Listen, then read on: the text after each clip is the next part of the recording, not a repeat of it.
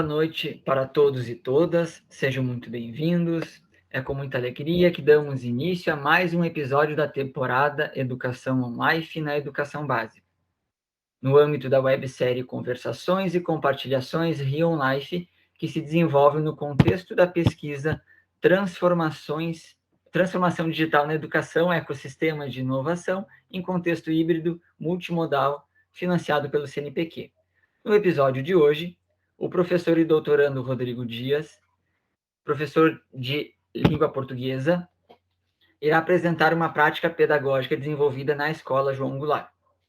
Após o momento de compartilhação, daremos início às conversações sobre a prática.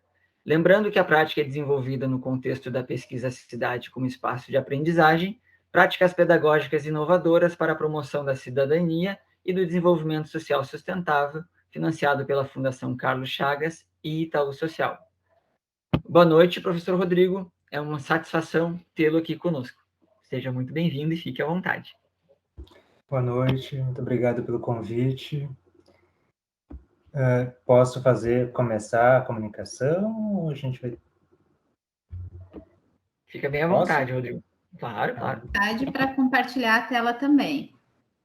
Certo. Então, primeiro eu queria agradecer, pelo convite, agradecer ao GPDU, a Renata, ao João, a Eliane, por terem me convidado. E também fazer um agradecimento aos colegas que estão assistindo, na Escola João Goulart, que foi esse período eu passei 1 ano e meio, trabalhando junto com esse grupo, e foi um período de aprendizado incrível que marcou muito a minha prática e como eu penso, educação agora. Então, eu vou compartilhar aqui minha apresentação.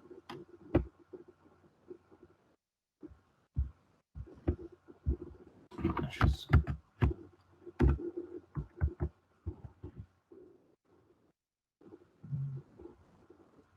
Okay.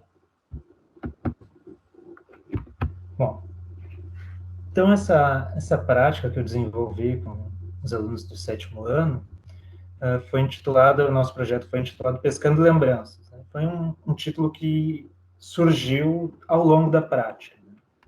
E se deu de março a setembro de 2021. Bom, para fazer uma apresentação, então, essa turma de 7º ano, em 2021, ela teve apenas 1 mês de aula presencial nos anos finais, quando a gente se encontrou em março deste ano. Então, eles tinham passado por essa transição, dos anos iniciais para os anos finais, e por conta da pandemia, eles acabaram tendo essa experiência do 6º ano, que também, em língua portuguesa, também foi comigo, somente pelo meio, seja pela participação online ou por meio do impresso. Em 2021, então, no 7º ano, tinha em torno de 13 estudantes no online e 4 no impresso. E assim, a proposta que eu apresentei para essa turma foi de criar uma exposição virtual de memórias narradas a partir de objetos sentimentalmente relevantes. Então, os objetivos principais, dessa proposta que era promover a discussão de noções acerca da memória, e das instituições e tecnologias responsáveis por sua preservação e constituição, e proporcionar condições para a apropriação do gênero discursivo na narrativa de memória. Esses objetivos que eu delineei antes de começar a prática, eles se baseiam primeiro acho que numa urgência que a gente tem de pensar sobre a memória, e principalmente para meios de se preservar e de conseguir elaborar essas memórias, pensando tanto no âmbito individual, que daí já conecta com a ideia de esse estudante que ia passar que ia participar desse projeto, conseguir narrar a si mesmo, conseguir narrar suas memórias e se enxergar no mundo, e assim como também a preservação da memória num âmbito coletivo, né? E a integração da memória desse eu num coletivo. Então, como no ano passado, né, eu tive bastante, para mim foi um tanto, eu tive uma experiência de que o planejamento estava muito fragmentado, né, com exceção dos trabalhos que eu realizei junto com os colegas nos projetos interdisciplinares, né, o trabalho em língua portuguesa, na minha avaliação, né, me pareceu muito fragmentado quando eu trabalhei sozinho, principalmente, né. Então, eu pensei e tomei esse material da Olimpíada de Língua Portuguesa como base para o planejamento. A ideia, no começo do ano letivo, era de propor a produção de memórias literárias, né. E daí, em uma oficina desse material, eu encontrei essa proposta de Museu do Eu, que era para ser era para ser uma prática quase de aquecimento, assim, né? A pensar o museu, a ideia de museu, visitar um museu e pensar sobre a memória, né? Que seria uma etapa para, no final do projeto, desenvolver as memórias literárias. E o que era para ser algo mais pontual me pareceu ser uma boa oportunidade de desenvolver de uma forma mais consistente, assim, com essa turma. Então, daí, com a partir dessa proposta, né, eu lembrei de uma prática que eu fiz na formação lá em 2020, né. Essa foi organizada pela Janaína Nunes, pela Desine Oliveira, Inventando com Tarsila, em que a gente visitou o museu, né, e conseguiu, enfim, visitar esse museu e ver as obras e discutir sobre as obras, e me pareceu um trabalho muito, enfim, muito rico, muito produtivo. Eu lembro que a discussão sobre isso foi muito interessante, né, sobre essa experiência. E eu pensei, né, por que eu não proponho, então, para esses alunos, já que a gente não pode fazer uma exposição em meio física, né, por que a gente não faz uma exposição virtual? Pensei, vou levar isso para eles, né. E, a princípio, eu não sabia ainda qual plataforma ia ser utilizada. Eu cheguei a pensar, a primeira coisa que eu pensei foi em alguma coisa como PowerPoint, que fosse um museu estático, mas que pudesse ser acessado, né? Mas eu lembrei daí de outra, outro trabalho também, né, que foi uma prática pedagógica inventiva, que eu tive contato por meio lá do Ubuntu, né, do grupo do diálogo com o GPDU, que foi essa Novas Aventuras de Dom Quixote, né, criado pela Lisiane César de Oliveira e pelo Fabrício Andrade. E eu lembrei que esse Genially, né, essa plataforma, podia ser interessante, podia funcionar para o propósito que eu queria discutir com esses alunos, né?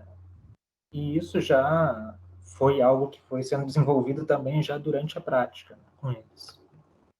Então, aqui eu só queria trazer, assim, para ressaltar a importância de a gente ter referências, né, de como essas referências pareciam um tanto latentes, né. Foi algo que tinha acontecido no ano anterior, que eu não tinha revisitado, e como elas acabam emergindo, às vezes, quando a gente entra em contato ou pensa, né, em planejar uma prática pedagógica ou qualquer outro tipo de prática que trabalhe, né, com esse tipo de desenvolvimento, né, científico. Bom, daí, assim, para fazer uma apresentação mais geral, né, essa discussão inicial, eu trouxe aqui um cronograma simplificado, né, ela versou principalmente sobre memória, museu e narrativa, né. Pensei para março e abril, foi mais ou menos o que aconteceu, e a primeira produção já em abril. Depois a gente teria um momento de socialização das produções e uma reflexão linguística, né, principalmente com ênfase nos tempos verbais, para pensar como esses tempos verbais funcionariam no texto na narrativa, né, a importância deles e como o uso deles me pareceu uma forma mais contextualizada e mais significativa de trabalhar aí com esse conteúdo gramatical, pensando bem na questão do uso. Né?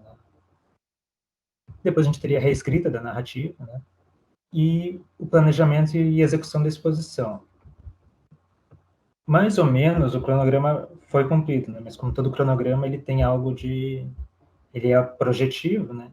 E eu tive primeiras produções sendo entregues desde abril até setembro, inclusive já em sala de aula, né? Com algumas alunas da turma, e alunos também. E aí eu tive, então, aqui já dá para apontar um pouco foram como se fossem várias temporalidades juntas, né? Então, alunos que estavam em vários pontos do projeto e que foram sendo integrados, né? O que algumas vezes gerou um pouco de algum cansaço, assim, né? Até por parte dos alunos que já estavam mais em outras etapas mais avançadas, né? Mas tentei sempre fazer essa integração e proporcionar que esses alunos que já estavam mais adiantados no andamento, né, do projeto pudessem contextualizar para os alunos que estavam chegando. Bom, então a gente teve uma primeira visita a um museu, foi o Museu Nacional, né, do Rio de Janeiro. Inclusive já teve uma discussão sobre a importância da preservação dos museus, considerando, né, o incêndio do museu em 2018. E da importância, inclusive, de esse museu ter sido registrado antes desse incêndio. Né? A gente teve um trabalho sobre pensar nessa questão da memória, além de já ter pensado sobre o conceito de memória, eles já tinham entrevistado um responsável familiar, buscando por memórias esse familiar. E aqui a gente teve essa visita virtual. E eu coloquei ela como pensei que duvidei um pouco, não sabia se eles conseguiriam ter acesso, né, por conta até mesmo por conta de hardware, né, dos smartphones que nem sempre tinham memória, às vezes não tinham, enfim, considerando todas as reclamações que eles tinham em relação à dificuldade de acesso, né. Mas eu tive um retorno bem positivo, né, eu trouxe alguns comentários aqui, né, foram comentários bem pontuais, né, eu pedi um comentário bem livre sobre o que tinha interessado mais, né? E trabalhando por formulários, né? Que acho que foi um dos mecanismos que mais funcionou, assim, nesses dois, 2020 e 2021 para mim, assim, com as turmas, que parece ser mais acessível para que eles respondessem, embora fosse bastante limitado, dependendo para textos mais longos. E daí, depois dessa experiência que funcionou bem, né, eles já tinham feito a primeira escrita, né, desse texto, dessa narrativa de uma narrativa que era basicamente escolher um objeto que fosse significativo para eles, né, e escrever um texto sobre qual memória aquele objeto evocava. Aí a gente teve várias vezes eu tive que puxar um pouco mais, né, tentar fazer com que eles escrevessem um pouquinho mais para desenvolver um pouco mais o texto, assim, mas que eles têm uma tendência a serem mais lacônicos, mas tive um retorno bem interessante já nessa primeira produção. E a segunda visita, então, nós fizemos ela coletivamente. Já foi com uma reunião no Meet, né? E a gente visitou, então, a Pinacoteca de São Paulo. E aqui eu apresentei para eles a ideia do texto curatorial de uma exposição. Seria esse texto que apresenta a exposição, que explica os critérios que baseiam, que fundamentam nessa exposição. Falei um pouco sobre essas placas que indicam essa legenda, né, que indica o título da obra, o criador, e outras informações mais específicas, às vezes acompanhada por um comentário um pouco maior, né? Um comentário sobre as condições de produção da obra. Né? Então, daí passando dessa visita coletiva, a gente teve uma prática de escrita coletiva que foi bem interessante também, que me surpreendeu bastante. Foi num sábado letivo. Acho que éramos 9 em aula, no Meet, né? E 5 ou 6 participando bastante. E a gente estourou o tempo, né? A gente ficou 1h30, mais ou menos. Um pouquinho mais de 1h30 nessa reunião, né? Era 1 hora de aula. E escrevendo coletivamente, né? Eu escrevendo no computador o que eles iam me contando. Como vamos apresentar essa exposição, né? Pensando já no que a gente tinha desenvolvido, nos textos que a gente já tinha, que já estavam circulando. Né? Eles já tinham acesso a esses textos dos colegas. E aqui a gente teve, então, esse título da exposição, né? Pescando Lembranças. Daí aqui, em um momento posterior, e esse também se estendeu bastante, né, que foi a discussão sobre os textos. Né? Então, eu abri um documento no Google com as imagens ali, foram preenchidas as imagens e inseridos os textos, né, as narrativas de memória, e ofereci esse espaço para que eles comentassem os textos dos colegas, perguntassem, né, sugerissem alterações. E aqui a participação foi tão pouco, alguns que não participavam antes participavam, mas foi um pouco difícil de conseguir explorar esse mecanismo do comentário, né? Que acho que ainda assim teve comentários muito interessantes que puderam trazer modificações nesses textos e o desenvolvimento deles. Né? Bom, e a estrutura, então, da exposição, eu montei no Genially a partir de fotos, né? Algumas fotos a Renata me disponibilizou, que ela tinha uma acervo pessoal, algumas eu tirei na escola depois. E essa parte, infelizmente, eu tive que fazer esse esqueleto, né? Eu não consegui chegar a trabalhar com eles essa interface, porque ela é um pouco mais complexa, ela não tem versão em português ainda, né? E talvez seria um pouco difícil de trabalhar no celular, embora acho que seja possível. Né? Talvez se a gente tivesse um pouquinho mais de tempo ou um laboratório de informática aqui à disposição, né, que a gente não tinha na época, talvez a gente tivesse conseguido desenvolver isso de uma forma mais coletiva. E um recurso que foi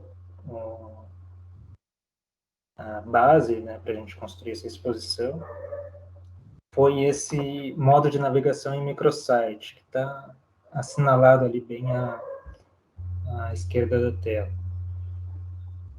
Então, nesse modo, a gente pode fazer uma navegação clicando nesse botão ali, por exemplo, nessa seta ali para cima.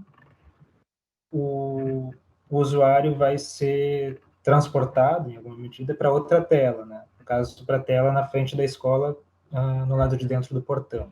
A gente vai ver daqui a pouquinho como é que funciona isso. E aqui a gente tem, então, eu trouxe as quatro tipos de interatividade, né? Que são esse de ir para uma outra página, né? E os estudantes já perceberam, né? Dá para fazer jogo com um Genially. Né? Dá para fazer jogo assim, já tiveram ideias do que dá para se explorar. Né? E fora isso, daí, então, dá para se criar janelas com texto, né? Imagem, com vídeo mesmo. E alguns balões que flutuam quando a gente coloca o cursor em cima da tela. Bom, agora eu vou, então, compartilhar com vocês esse resultado que a gente chegou.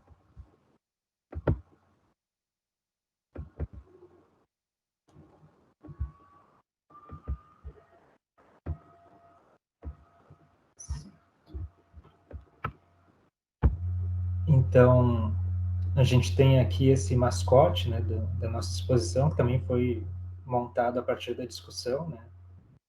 A gente começou a pensar como é que poderia ser um mascote, se a gente tivesse um mascote para ser como se fosse o nosso representante, né, dentro dessa exposição, para guiar ou ajudar, né, os visitantes. E pensaram no relógio, né? Então tinha o relógio, a ampulheta também. E um dos alunos fez esse desenho. E a gente baseou o esquema visual a partir das cores que ele escolheu.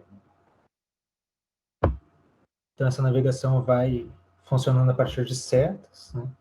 E os ícones também tem aqui, por exemplo, um cartaz que foi feito pela turma, né? A partir das fotos da turma.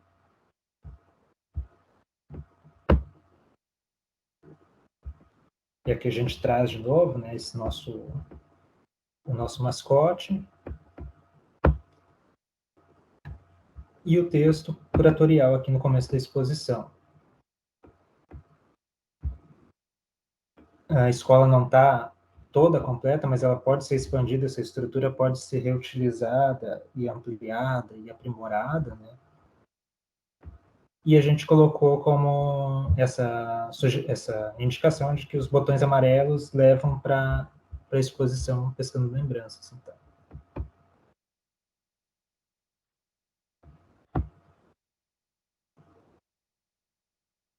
Daí aqui a gente tem, por exemplo,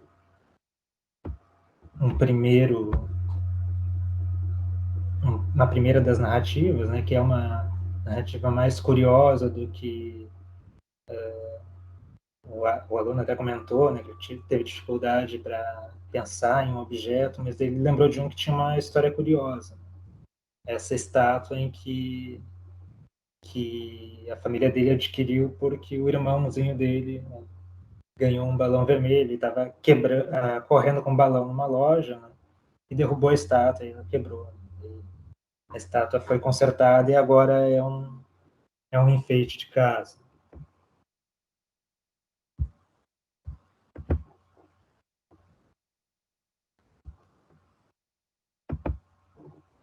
Tinha outros tipos de objetos, né? Estou dando uma... Aqui, por exemplo, a gente colocou os troféus ali, né? Mas não tem nada específico nessa sala. Pode ser expandido depois.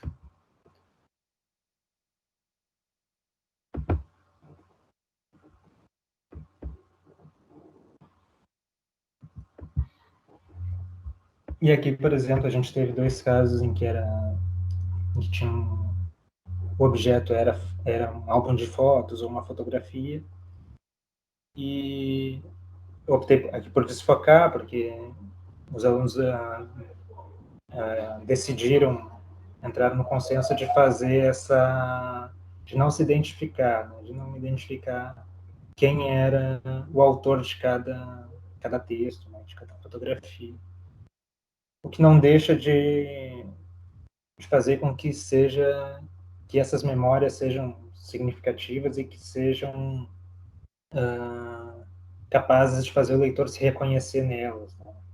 Capaz de ver esse sujeito que está por trás desse texto. Bom, eu não vou fazer toda essa volta pela escola, mas eu vou disponibilizar o link depois para que vocês possam visitar, e seria interessante até a gente tem um espaço, reservou um espaço para o feedback, né? Ainda não está, esse projeto ainda não foi exposto a visitantes, então vocês estão vendo ele em primeira mão, né?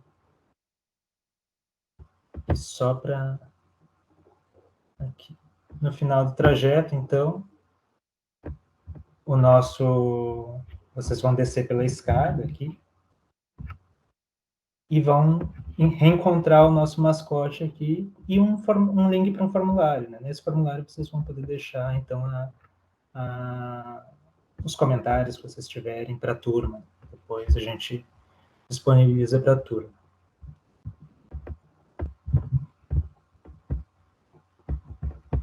Bom, a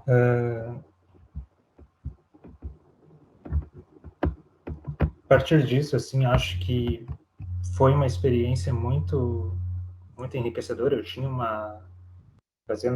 tentando fazer um fechamento, né? Eu tinha uma conexão muito forte com essa turma. Era uma turma muito empenhada, assim, em trabalhar.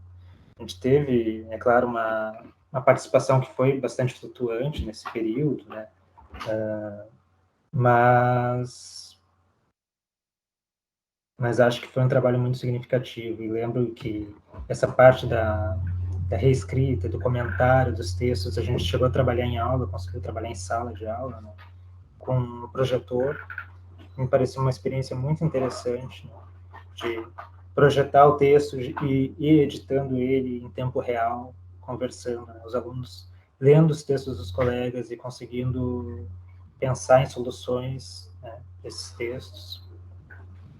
Em alguns momentos também a sala de aula se mostrou muito mais dinâmica no quesito de conseguir fazer. Alguns alunos estavam trabalhando no computador, né, digitando seus textos ali, outros estavam escrevendo o texto pela primeira vez, e outros estavam trabalhando na redação de textos informativos sobre a exposição. Então, acredito que ao conseguir levar para a sala de aula e trabalhar com esses recursos tecnológicos em sala de aula, a gente consegue potencializar, né, os dois mundos, e acho que isso é fundamental e é bem importante, assim. Bom,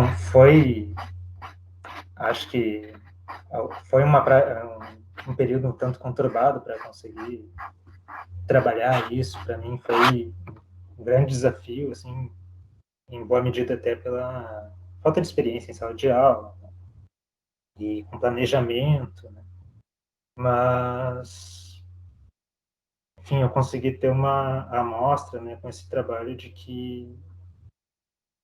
do potencial, né, desses alunos e da potencialidade também enfim, se eu tivesse conseguido me organizar, por exemplo, de uma forma um pouco mais e abrir esse trabalho para trabalhar em grupo ali, acho que poderia ter saído uma experiência mais rica ainda, né?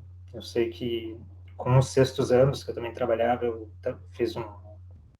trabalhei com eles na produção de um livro de poemas, né? E em dado momento eles convidaram a professora de artes, a Luísa, e a gente começou a trabalhar nas ilustrações para esse livro. E o livro ganhou uma vida assim imensa, assim, foi um trabalho que só com essa chegada, com essa troca, esse diálogo, assim, então acho que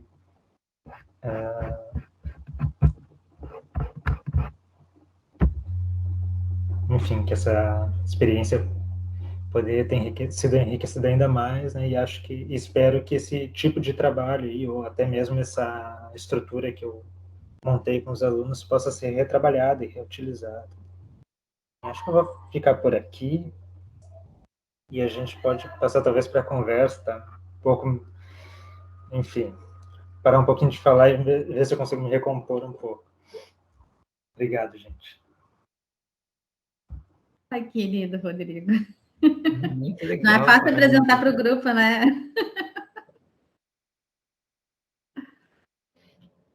Mas foi show, super bom. Não sei como é que vocês pensaram, Renato, se a gente conversa agora ou apresenta os dois e depois a gente conversa. Eu não sei, Joãozinho, como é que tá o tempo? Porque agora são 7h10. Tu precisa de quanto tempo para apresentar? Dá tempo? Eu posso fazer um resumão aqui para compartilhar. Tá, faz um resumão aí então, quem sabe a gente apresenta e no finalzinho a gente conversa, faz um apanhado. Isso, pode ser assim, pessoal? Pode? Então tá. Então, assim, dando continuidade, né, à narrativa, e os professores que são de língua portuguesa sabem, né, o quanto as narrativas elas são importantes. Estão me ouvindo? Deu uma falhada aqui no... Ah, tá. Sim, pode seguir. Beleza. Então, assim, eu vou compartilhar aqui um documento aqui com vocês, só um pouquinho.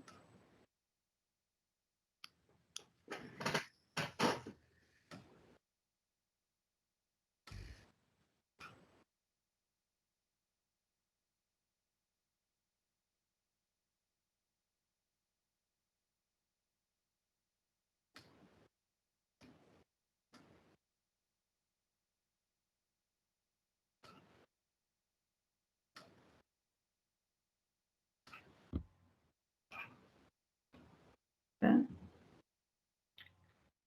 Isso, só amplia a tela ali para nós. Isso, aham.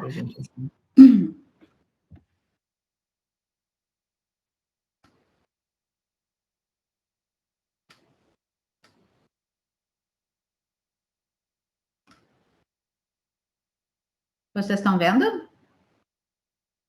Sim. Sim? Perfeito. Não, então, assim, ó, esse trabalho aqui ele foi feito no início do primeiro semestre, né, com os 8º anos, tá?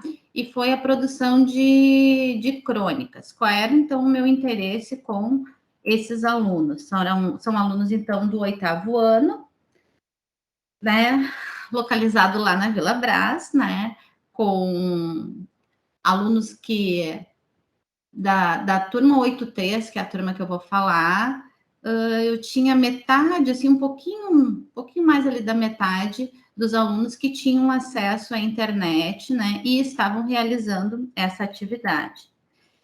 Então, assim, qual foi o meu objetivo com esse trabalho, né? A gente sabe que quando a pandemia acabou afetando a vida de todo mundo, especialmente dos nossos estudantes.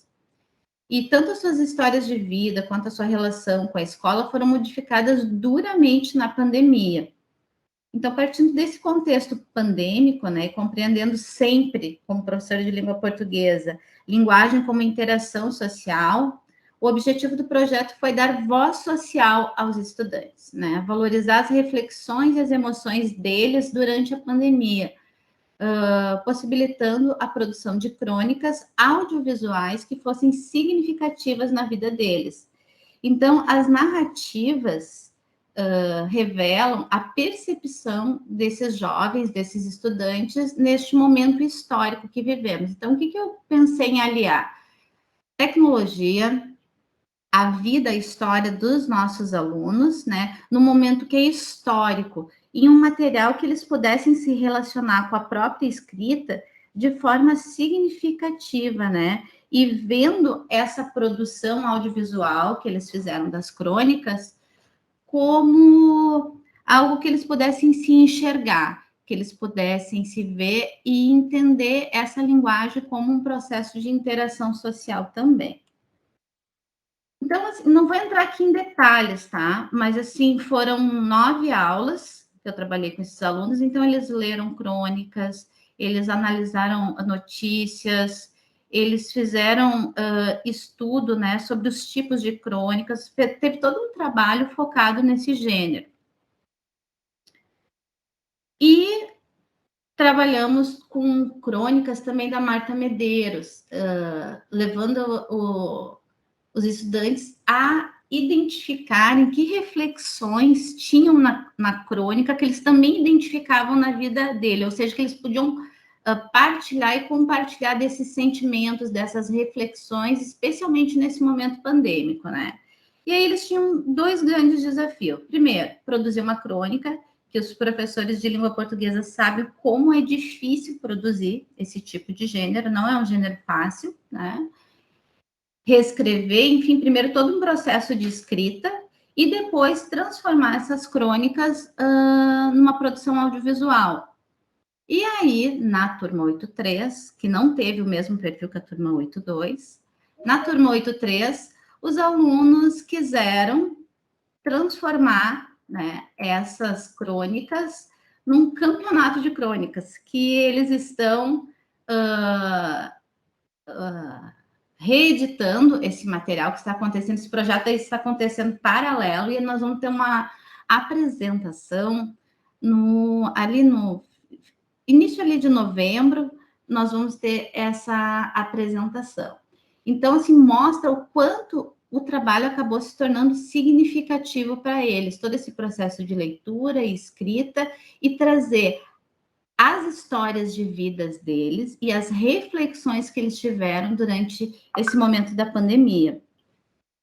Todos esses materiais, né, tanto a produção do texto, vai se tornar um e-book, e a produção das crônicas audiovisuais vão para o canal da escola, vão para o YouTube, né? E eles vão poder compartilhar com outros jovens esse efeito que a pandemia provocou na vida deles, né? Então, eu acho que é bacana quando a gente, assim como o Rodrigo mostrou ali, da memória, a gente trabalhar com a narrativa e dar a oportunidade de dar essa voz social para esses estudantes através da produção desses textos, sejam eles escritos ou multissemióticos, como a gente chama, né? Com trabalho com vídeo, imagem, som, modulação de voz, enfim.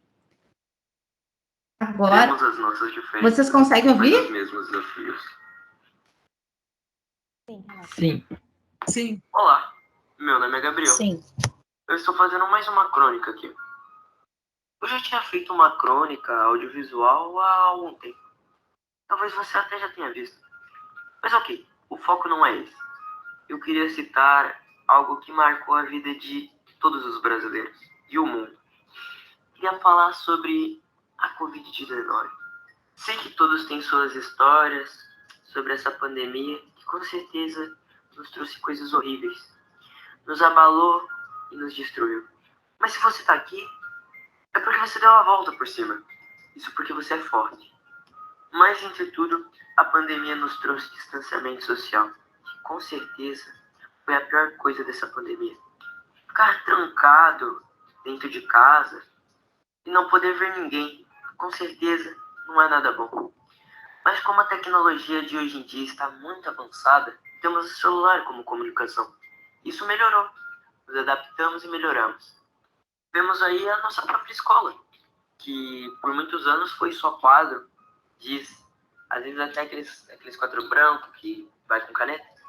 Mas então, ela também se adaptou, que conhecemos hoje como o Google Classroom, que usamos para fazer as nossas atividades. Querendo ou não, estamos usando ele há 1 ano e meio, praticamente, né? E nós também tivemos que nos adaptar para não ficar para trás. Mas essa pandemia me ensinou que nunca é bom deixar nada para amanhã. Tipo, nunca deixe de fazer alguma tarefa da escola ou amar alguém, tanto da sua família quanto um amigo, parente próximo. Porque amanhã pode ser tarde. Sei que muitos perderam pessoas importantes nessa pandemia. Infelizmente, eu também sei como é. Então tente amar hoje, tente deixar tudo para hoje, entendeu? Nada para amanhã. Nunca deixe nada para amanhã, porque amanhã pode ser tarde. Eu vou falar um pouco de mim. Antes da pandemia, eu não saía muito, mas eu saía bem mais do que eu saio agora, claro. Só que essa pandemia tirou algo de mim muito, muito, muito importante. E isso, infelizmente, foi o meu pai. Por isso eu digo, para não deixar nada para amanhã, que amanhã pode ser tarde. Eu deixei de fazer essa crônica várias e várias vezes, porque eu falava, não, amanhã eu faço. Tudo bem, eu tenho a semana inteira para fazer. No final, acabei não fazendo, porque acabou o tempo. E porque eu deixei tudo para amanhã, entendeu? Mas aí eu conversei com a minha professora e ela me deu uma última chance de fazer. E agora eu estou aqui fazendo o vídeo, editando, e eu estou narrando o texto que eu fiz. Então, se você gostou do audiovisual, dá uma olhadinha no texto também. Vai que você prefere ler. Então, como eu digo para não deixar nada para amanhã, então, talvez eu não tivesse essa chance. Poderia ter perdido uma oportunidade muito boa. Mas graças à minha professora, eu estou aqui. Então por isso eu digo, não deixe nada para amanhã. Nada. Porque talvez você não tenha a mesma sorte que eu. Como meu pai não teve.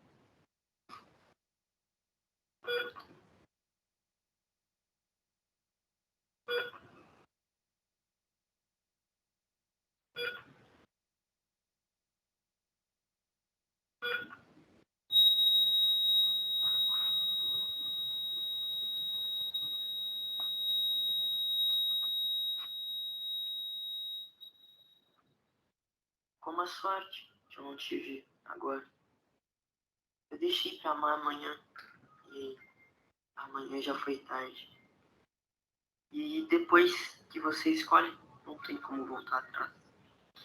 Então, eu deixei pra amar amanhã, eu não vou poder amar nunca mais. Só no meu coração. Nunca vou poder voltar no tempo e dizer pra ele o tanto que eu o amava. Infelizmente, essa pandemia tirou e me deu muitas oportunidades. Mas me tirou também o que eu mais amava nesse mundo. Que, como eu disse, era meu pai. Por isso eu digo, não deixe pra amar amanhã. Ame hoje, enquanto há tempo. Porque talvez amanhã não dê mais tempo. Então faça tudo hoje. Aproveite enquanto há tempo. Mas é com isso que eu me despeço de vocês. Então reflitam muito antes de deixar pra depois. Porque talvez vocês tenham o mesmo azar que eu de não poder voltar atrás e dizer pra alguém o tanto que vocês a amavam. Ou fazer alguma tarefa importante. Poderia agregar muito em seu futuro. Obrigada e adeus. Tenha um bom dia, uma boa noite, uma boa tarde. Obrigado por ouvir até aqui. Fique com Deus. Tchau.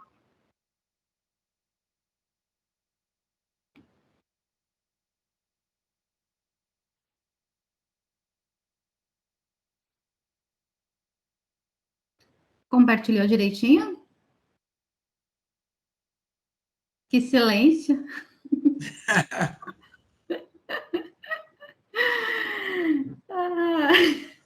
Estamos igual o Rodrigo se recompondo da apresentação. Ai, que coisa. Quem tem coragem de falar, Renata? Eu já chorei muitas vezes, vocês não têm noção. Eu já chorei muito. E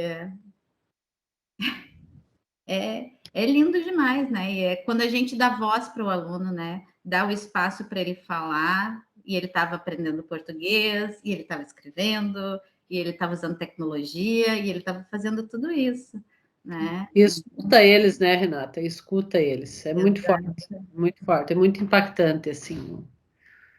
A forma como ele expressou as palavras que ele escolheu, a forma como ele combinou os recursos, é muito, muito forte. E tem outras produções, assim, eu tenho o total do 83, eu tenho 13 produções deles, sabe? Uma mais linda que a outra, assim, que o mundinho dele, durante esse momento histórico que a gente viveu, né? Porque é histórico isso, eles tiveram espaço para falar o sentimento, o efeito, a família, a escola, gente, em todos, a escola aparece assim, ó, duramente na vida deles, aparece duramente na vida deles, né? Então, é um trabalho, assim, que... Tanto que a gente tem uma turma, 82, que 82 não teve, vamos dizer assim, o mesmo desempenho e empenho que 83. E eu não me dei por vencida. Voltaram no presencial, grupo A, grupo B, e eu estou fazendo 82 produzir, porque eu acho extremamente importante eles poderem colocar isso, sabe? Tornar a escrita algo significativo na vida deles, sabe? Se empenhar para fazer uma coisa bacana, e eles estão valorizando a própria história, sabe? Então, o Gabriel, ele é só sorriso com esse trabalho, e os outros que fizeram também, eles ficaram com orgulho daquilo que eles produziram, né? E a 82, quem dá aula para 82 sabe do que eu estou falando, eu estou na luta lá com eles para eles concluírem esse trabalho. A 83 já foi mais tranquila, agora a 82 eu tô na luta, né? Não me dei por vencida com eles, né? Força, Renata. E é uma forma deles se elaborarem também, né? Quando tu coloca no papel, quando tu te manifesta de diferentes formas, como foi ali, né? Não só a escrita, mas a voz, a imagem, o vídeo, o áudio, a escolha do que colocar, em que sequência, como as palavras vão entrar, tudo isso é um processo que tu vai elaborando aquilo que tu está sentindo. É muito, muito, muito interessante, sim. Parabéns. Vale muito, muito importante, assim. A Aninha está aqui, a Ana do Mais Educa, eu vi que ela colocou assim, estamos na luta com a 82, querida, minha parceira, ela está lá no Mais Educa e não está se entregando, né? Porque eles vão produzir, vão fazer um trabalho bem bacana. Sim, vai dar tudo certo. Vai, né, Ana? Então, era essa experiência, assim, muito resumida que eu também quis compartilhar na onda das narrativas da João Goulart. Muito show. Qual é a relação dessa Ana Dornelles com a nossa Ana Dornelles aqui? Tem outra Ana Dornelles? Nós Tem duas duas faculdades Anas juntas. A gente se conhece. Uma colega de letras já deu confusão de dia de se apresentar na turma, que ela começou, eu sou Ana Dornelles, da Letras Português e Inglês, e eu também sou Ana Dornelles, Letras Português. Uma é Júlia e outra é Isabel. Uma é Isabel Eltz e a outra é Júlia Cardoso. As duas são lindas. Obrigada. Muito show. Muito bem. Eu não sei se, antes da gente fechar aqui da João Goulart, se a Ju e a Rose querem ter uma palavrinha também, comentar, falar algo, né, da escola, o envolvimento dos profs, que hoje é o nosso último encontro aqui, né, com os profs da Santa Marta, né, como é que está, assim, o desenvolvimento, né, do projeto lá na nossa escola. Boa noite, eu não tinha dado boa noite direito para todo mundo. Oi, Eliane. Oi, Ana. Tudo bem com vocês? Nossa, tá difícil, Renata. Não podia ter feito isso com a gente, não podia. Tu tinha que ter ido primeiro e deixar o Rodrigo depois para amenizar o coração, assim, um nó na goela aqui, mas tudo bem. Vamos lá, força. Eu já tinha ouvido também, e não tem como a gente não ficar emocionada, não pensar e não... fazer um monte de reflexão, né? E é um trabalho muito, muito, muito bonito, muito bacana. E me lembrou, claro, tudo que a gente viveu e vem vivendo ainda, né? Estamos nos reformulando, transformando em tudo isso que a gente já passou, né? E 2020 foi pesadão, apesar de tanto aprendizado que a gente teve, nossa, quanto aprendizado, né? Quanta coisa com o grupo ali do Ubuntu, quanta coisa bacana que o Rodrigo trouxe ali, me lembrei das gurias, da Tarsila, nossa, muito, eu aproveitei bastante aquele processo ali, foi extremamente positivo para mim, porque eu aproveitei o meu tempo para isso, e eu descobri que aprender sozinha era uma coisa muito boa. Eu gostei de aprender sozinha, eu descobri umas coisas em mim que eu não conhecia, muito bom. E tanta coisa me lembrou, os planejamentos coletivos, que foram tão importantes, depois de ter participado ali do WLC com o grupo de alunos que se envolveram, nossa, foi muito bom. Então, a gente teve dificuldade, sim, mas a gente teve, apesar das nossas dificuldades, quanta coisa bacana que teve, né? Nossa, que caminhada boa. Daí, vendo isso, me fez... passou um filmezinho, assim, na cabeça, bem legal. E com essa volta, esse ano, tudo tão novo sempre, né? O tempo todo novo. A gente primeiro estava só em casa, depois a gente foi para a plataforma, depois a gente voltou no semipresencial, daí a gente entrou com as aulas no Meet, os grupos A e B, e, enfim, ainda a gente no processo ainda de volta, e cada volta uma novidade. A partir da semana que vem vamos ter 4 horas de trabalho na escola, a gente estava só com 3, aí tem uma série de coisas, e diante de tudo isso, os projetos vêm acontecendo, as coisas vêm acontecendo, elas não deixaram de acontecer, né? Nós estamos vivendo ali uma série de coisas, eu estou de um outro lado agora, que eu preciso e me preocupo tanto de dar essa ajuda e esse subsídio para os professores, de ter a estrutura, de ter ali a Renata correndo com a parte de conseguir o material e a gente com a parte da instalação, e preocupada que os professores consigam fazer e consigam dar conta de tudo, né? Mas eu vejo, assim, sempre... muito positivo tudo. Apesar das nossas dificuldades, a gente não consegue enxergar com, como é que eu vou dizer, pesado, não consigo. Eu sei que a gente trabalha muito, mas é sempre muito positivo ver todos os resultados que a gente alcança, né? No final é sempre muito bom. Então, eu estou muito feliz, muito satisfeita de ver tudo isso, e eu sei que a gente ainda vai ter muita coisa boa para ver, e os professores e todo mundo sabe que pode contar comigo, pode contar com a Rose.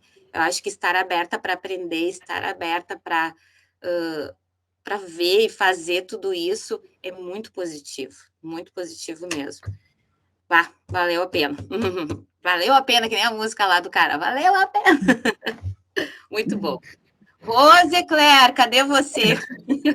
Aqui, não vou me estender muito. Eu acho que a Ju já colocou. Ó, passando uma moto aqui agora. A Ju já colocou, acho que tudo, né? Faço minhas palavras da Ju, mas só pegando um ganchinho que o Rodrigo colocou lá na fala dele, e a Rê também, acho que ali na apresentação dela trouxe muito, e que eu acho que é muito vivo na nossa escola, é a questão das parcerias, né? Isso, quando o Rodrigo colocou que ele começou o projeto com 7 anos, se ele tivesse na observação dele, né? Se ele tivesse tido mais parcerias, de repente os resultados seriam outros, né? Que ele teve essa experiência lá no Cestas com a participação da Luísa, né? Então, é tão bom tu dividir, ter o apoio dos colegas, né? E a gente sente isso, assim, nas formações que a gente fez ano passado, nas reuniões.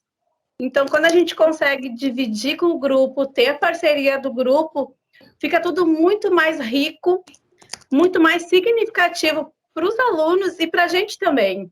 Essa troca, ela é muito boa e só assim, não é aquela questão assim de, o meu trabalho, o trabalho dele vai aparecer mais com o meu, ou o meu vai se destacar mais com o dele, mas não, uma parceria mesmo, de somar e de aprender. E acho que desde o ano passado a gente vem aprendendo muito uns com os outros, né? A questão de pedir ajuda. Então, a gente descobriu isso também, que eu posso pedir ajuda para o meu colega, porque antes a gente vivia lá na caixinha, na minha sala de aula, fechava a minha porta, era isso. E a pandemia veio nos mostrar que a gente precisa um dos outros, né? E a gente, mesmo distante fisicamente, a gente conseguiu se ajudar muito nessa pandemia. E eu aprendi muito sozinha também, como a Ju colocou, porque muitas vezes tu tava sozinha, não tinha o que fazer, por mais que tu ligasse para um colega, pedisse ajuda, mas na hora de apertar os botões ali, na hora de mexer, tu tava sozinha e a minha máquina não era igual à máquina dela. Mas o meu note, o botão é aqui, mas o meu onde é que é no meu? Então, muitas coisas a gente teve que se virar sozinho, então, mais a parceria ainda é muito bom. É muito bom dividir, muito bom estar com os colegas, estar com o grupo. E eu acho que o grupo da João Goulart se fortaleceu e vem se fortalecendo cada vez mais com os projetos e com as trocas. É isso.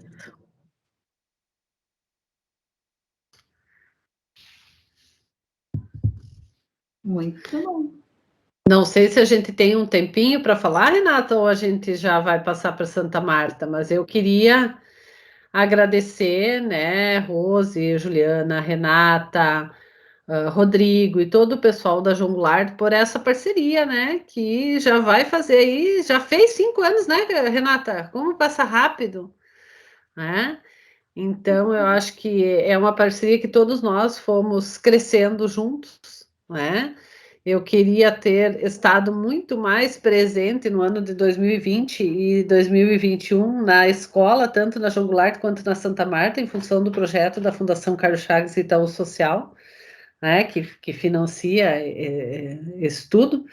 Mas, infelizmente, em função da pandemia, a gente não pôde. Mas eu falei para a Renata que agora que as coisas estão um pouco mais calmas, né, a hora que for possível eu quero ir lá, né, eu consegui eu acho que na Santa Marta eu consegui 2 vezes, na João Goulart acho que uma só, né, poder tá lá mais pertinho de vocês nessa reta final, pelo menos, né, projeto, na verdade, ele vai até fevereiro, né? Mas muita coisa já foi feita.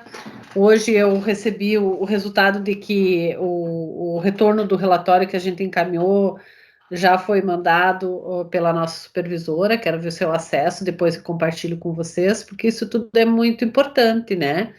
Graças ao trabalho de todo mundo, do esforço de vocês, junto com o grupo, a gente conseguiu equipar um espaço legal na escola. Vocês tiveram uma formação bacana, né? No primeiro ano, a gente conseguiu ainda fazer mais presencial físico, depois a gente começou a fazer híbrido, depois com a pandemia passou totalmente online, primeiro com o grupo todo, agora já está no contexto das escolas. E eu acho que tudo isso também é resultado da dedicação e do esforço do João e da Renata nessa articulação, né? Então, a gente teve momentos em que as crianças foram para o GPDU foi na escola, né? O próprio nome do nosso evento, que mais uma vez a gente conseguiu o financiamento da FAPERGS para desenvolver, né? E que em dezembro a gente está aí com a sexta edição já? Sexta, né? Foi dado, né, pelas crianças da João Goulart, o nome, o logo, tudo. Então, para nós é uma alegria muito grande, assim, poder participar, né, desse processo de construção e realizar essas trocas com vocês, né? Como eu digo, eu já tive muito tempo na educação básica e gosto muito, né? E eu acho que essa comunicação da universidade com a educação básica, com a sala de aula, ela tem que cada vez acontecer mais, né? Porque a gente pesquisa para isso, né? Se aquilo que eu pesquiso não serve para ajudar, né, lá na ponta, então tem alguma coisa errada com a minha pesquisa, né? Então, como é que a gente faz chegar? E a gente viu que todo aquele percurso que a gente trabalhou, que não foi fácil, eu sei que não é fácil, esses deslocamentos que tu te apropriar, por exemplo, da digitalidade e da conectividade exige, né? Mas que vocês compraram e foram conosco. É claro que foi difícil durante a pandemia, mas eu imagino que vocês já tinham, né, uma caminhada que contribuiu com vocês nesse momento, né? Então, é isso. Mais uma vez, parabenizar, né, nesse momento agora a João Goulart, né, e com a presença da Renata, da Rosicler, da Juliana e de todo o povo que está aqui, que eu vejo vocês, né, e dizer que podem contar, né, o projeto termina em fevereiro, mas a nossa parceria não acaba, não é mesmo, Renata? E quando a gente tiver outro edital, a gente vai buscar para tentar sempre trazer, né, aquilo que é possível de recurso para nossas escolas públicas, né, porque o nosso interesse é a criança, é o adolescente, né, como é que a gente pode potencializar, né, propiciar a melhor condição para eles de ensino, de aprendizagem, de desenvolvimento. Exato. Eu quero só uma palavrinha bem rapidinho. Eu quero agradecer todo o grupo da João Goulart, porque assim, o Joãozinho sabe o que eu vou falar, não é fácil ficar no lugar que a gente está, né? De mobilizar o grupo, né? Muitas vezes a gente sabe que está todo mundo numa correria imensa, né? Mas eu tenho um orgulho imenso da João Goulart. Eu vejo colegas muito parceiros, gente querendo aprender, gente querendo interagir, sabe? É um processo, né? É uma trajetória. Antes, quando a Ju escreveu ali, é uma trajetória e tem um adjetivo, é uma linda trajetória mesmo, né? Que começou há bastante tempo, né? Enfim, quero agradecer a todos os colegas, quero agradecer a ti, Eliane, por ser minha parceira, o Joãozinho, que é meu parceirão também, certo? E dizer que estou muito feliz, assim, que a gente possa olhar para trás, assim, no 2020, 2021, e saber que durante a pandemia, que foi durante a pandemia que a gente conseguiu construir coisas novas, que a gente conseguiu inovar algumas coisas, que a gente conseguiu fazer coisas diferentes, sabe? Porque eu acho que aí que está a força. Aí que está a força. Foi lá onde estava dando o problema, é que a gente teve força para encarar e caminhar juntos, né? Fazer um novo percurso aí que está recém começando dentro das escolas, né? Então era isso. Quer dizer que precisava da pandemia, né? Tudo tem um lado bom na vida. Tudo tem muitas aprendizagens. Eu preciso começar a falar, para Vai não me lá. estender muito. Desculpa. Bom, não precisa me apresentar, então. Sou o professor João, sou professor de matemática, sou professor lá da Santa Marta. E eu preciso retomar um pouquinho, vou apresentar a tela já para com vocês, eu preciso pedir licença para poder apresentar a tela, mas assim, eu vou tentar retomar um pouquinho o início da pesquisa lá na Santa Marta, para que faça um pouco mais de sentido a prática que eu irei mostrar depois. Deixa eu só compartilhar aqui. Eu acho difícil falar e fazer ao mesmo tempo. Deixa eu ver aqui.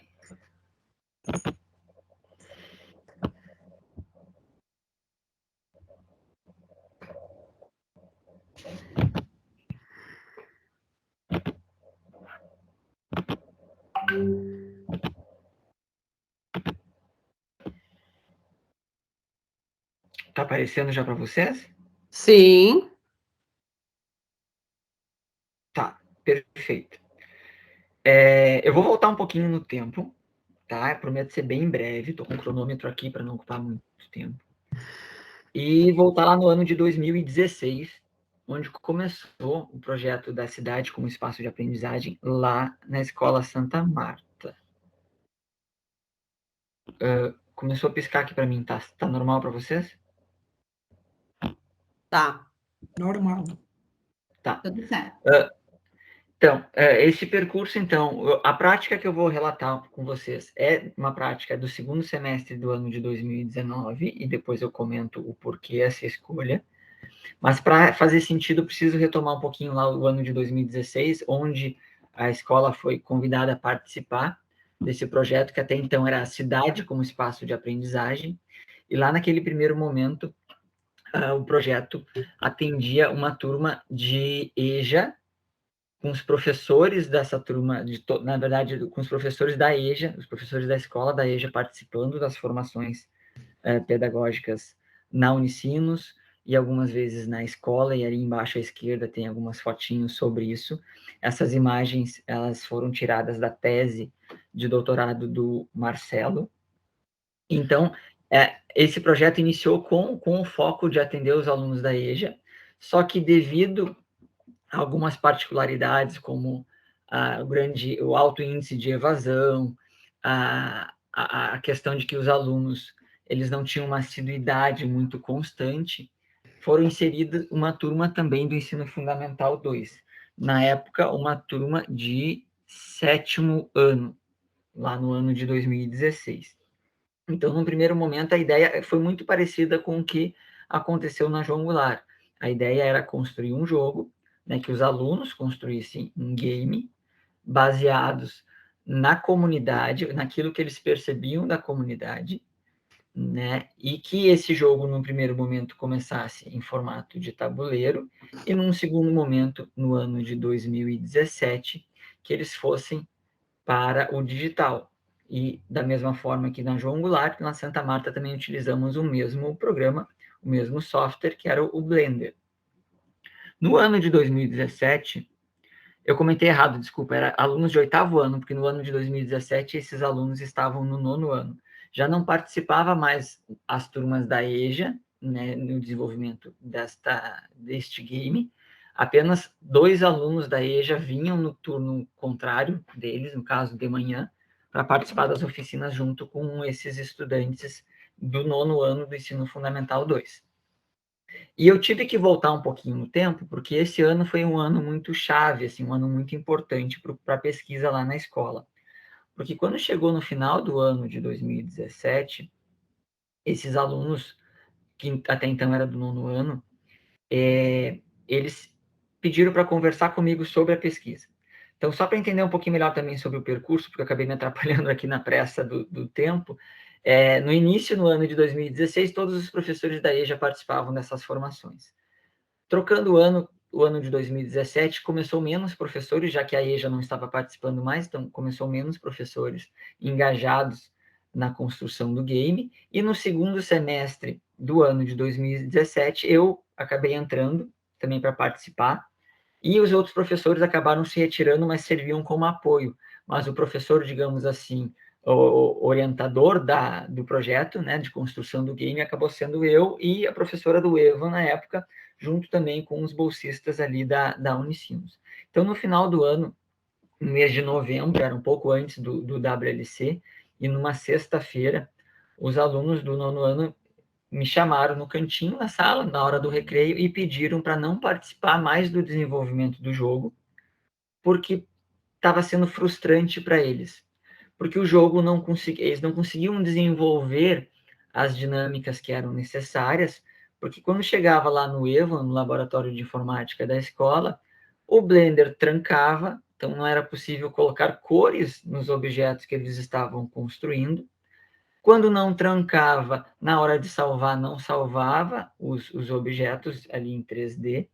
Quando era preciso colocar 2 objetos no mesmo arquivo e assim ir juntando para formar depois o jogo, também o programa não rodava, acabava trancando, tinha que reiniciar o computador.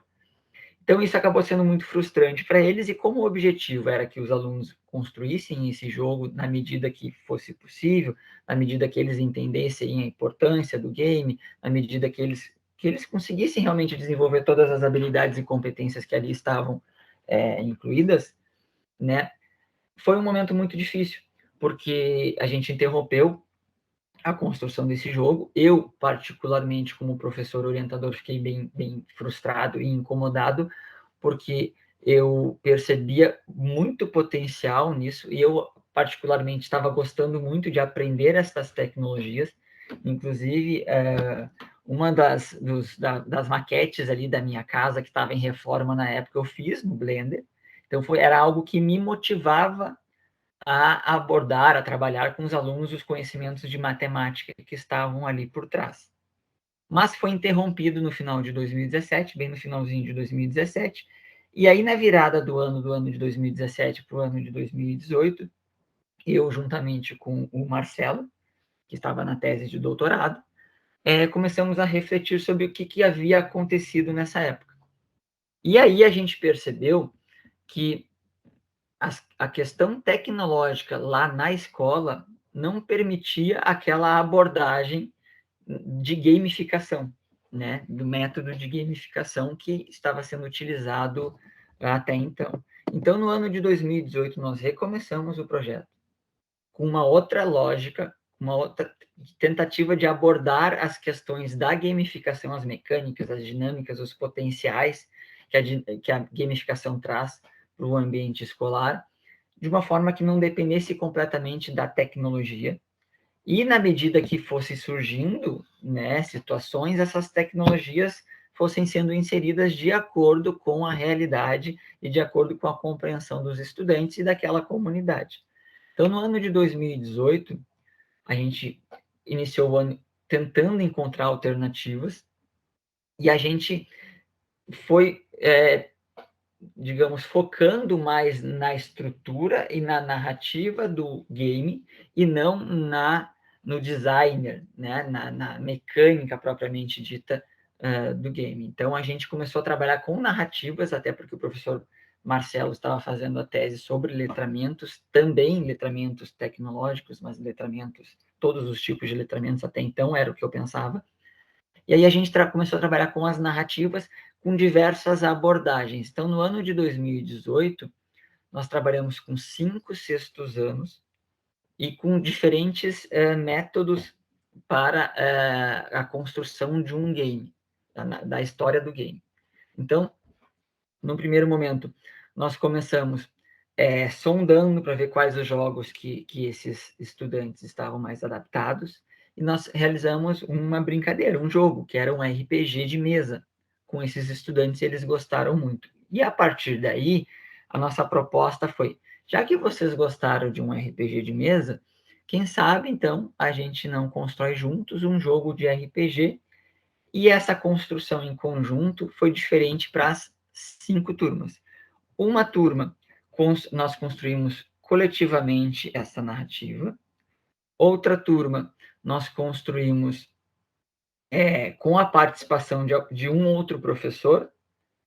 Uma terceira turma, os estudantes construíram as suas narrativas individuais.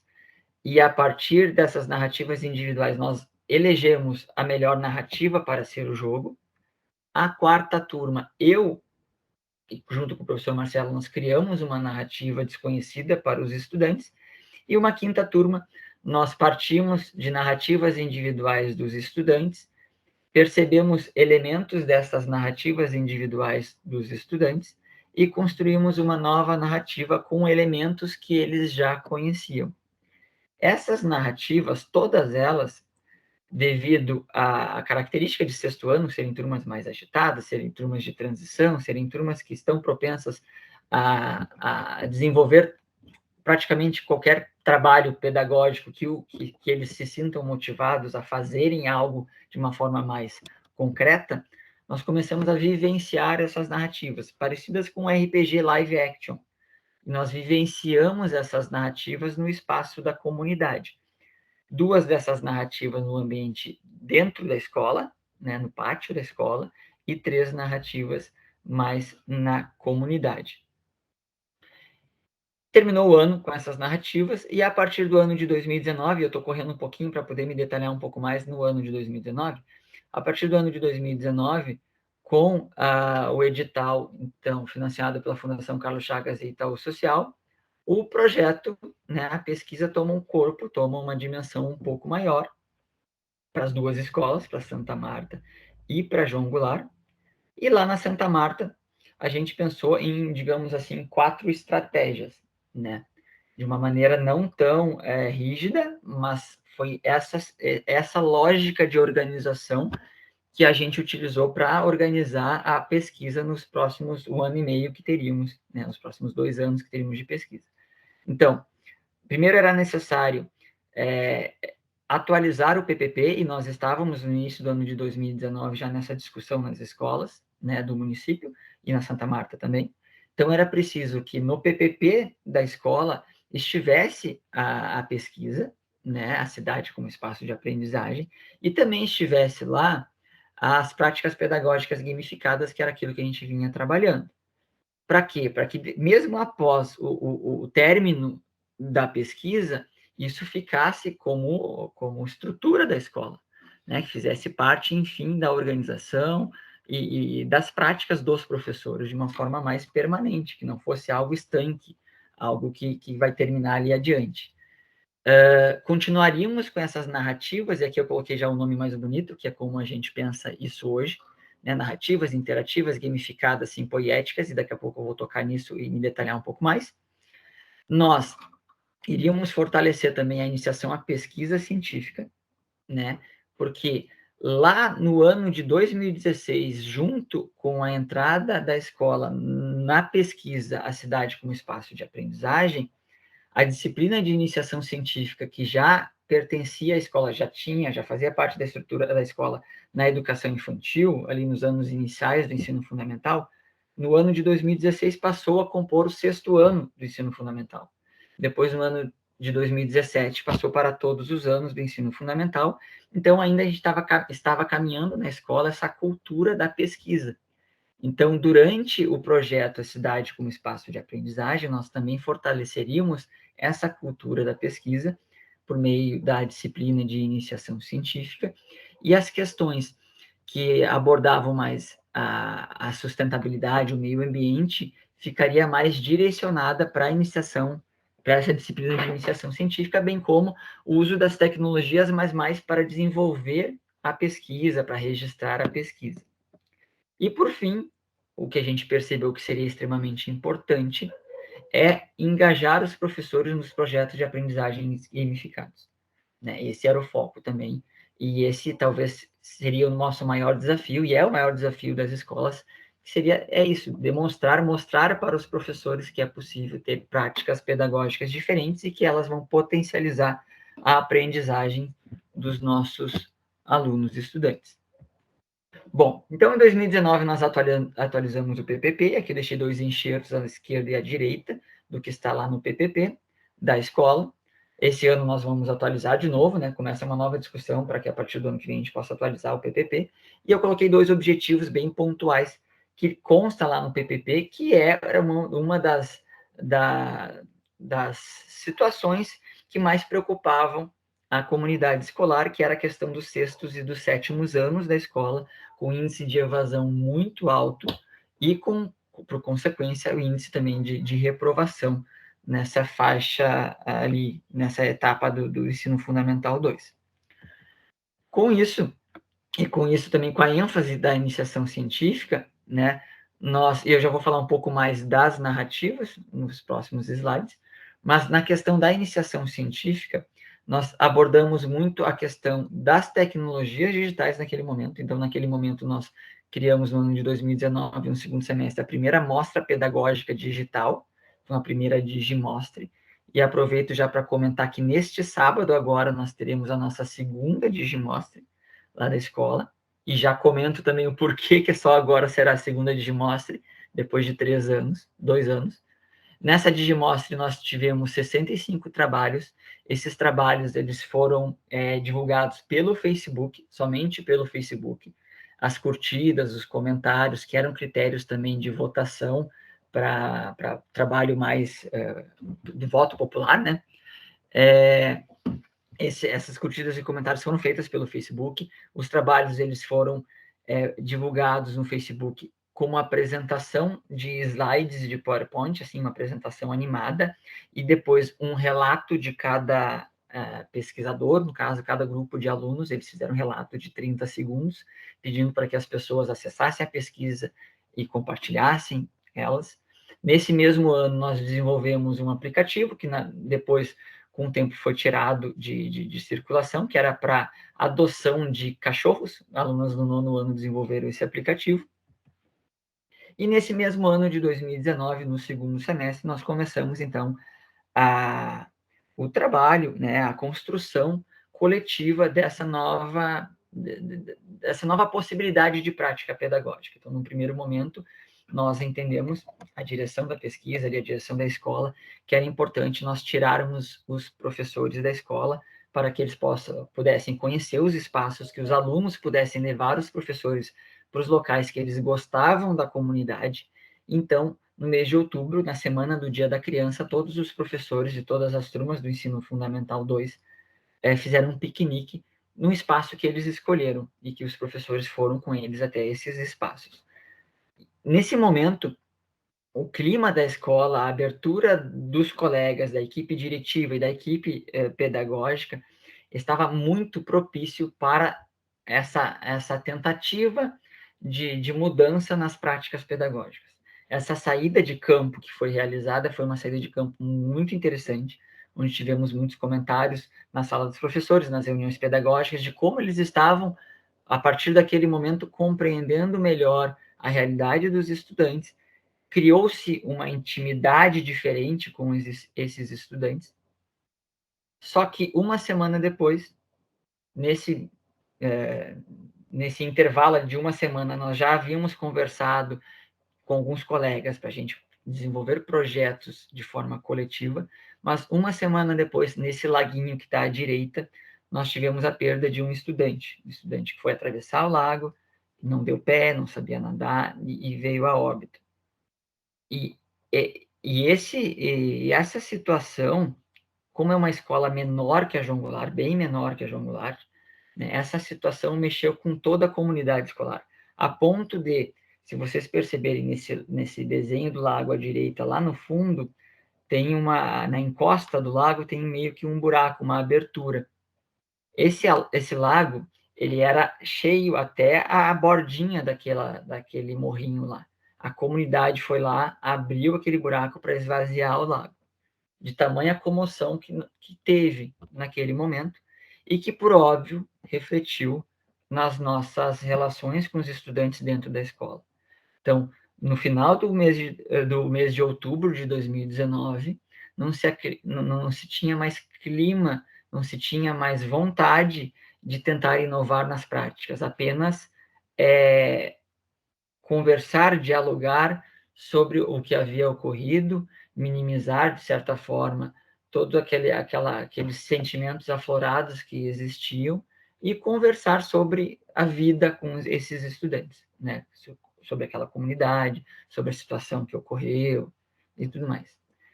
Bom, no final de 2019 também, como já havia acontecendo durante todo o ano, a disciplina de artes, que lá na escola tem a ênfase na dança, apresentou durante o WLC uma dança que também envolvia tecnologias ali, né, com o tema também de meio ambiente, que é a água viva, e também a gente apresentou alguns trabalhos e oficinas nesse WLC de 2019.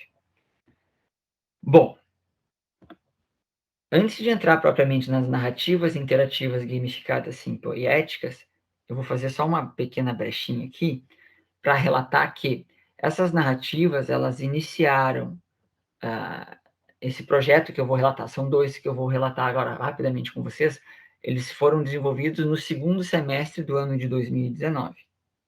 E agora, com a volta das atividades nas escolas, né, com a volta da atividade lá na Escola Santa Marta, a gente retomou essa ideia.